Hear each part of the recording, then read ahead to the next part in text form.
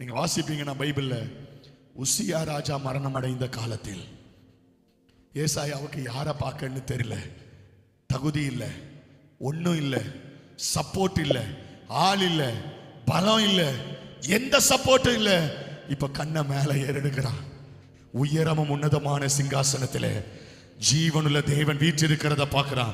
சேனைகளின் கர்த்தர் பரிசுத்தர் பரிசுத்தர் பரிசுத்தர் என்கிற சத்தத்தை கேட்கிறான். தூதர்களுடைய உலாவப்படுகிற அந்த தேவ மகிமையை இந்த ஏசாயா கண்டபோதுதான் அவன் சொல்றான், ஐயோ நான் அசுத்த உதடு உள்ள மனுஷன், எனக்கு தகுதி இல்லாண்டவரே. இதுவரைக்கும் அப்ப எந்த தைரியத்துல நான் ஊழியம் செஞ்சேன்? இதுவரைக்கும் உசியான்னு ஒரு ராஜா இருந்த அந்த தைரியத்துல ஊழியம் செஞ்சேன். இப்ப யாருமே இல்லாண்டவரே, உசியா ராஜா செத்து போயிட்டான். இப்ப என்ன செய்யன்னு தெரியல.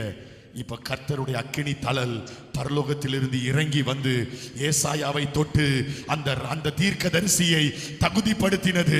ஹல்லேலூயா. அவனுடைய நாவை தொட்டது, அவனுடைய வாழ்க்கையை தொட்டது. கர்த்தர் கேட்கிறார், யாரை நான் அனுப்புவேன், யார் எனது காரியமாய் போவான்னு சொன்ன போது நெஞ்சத்தட்டி ஏசாயா சொல்லுகிறான், என்னை அனுப்பு, நான் போகிறேன். இப்ப என் தகுதி உசியா ராஜாவினால் வந்ததல்ல, என் தகுதி தேவனால் வந்தது.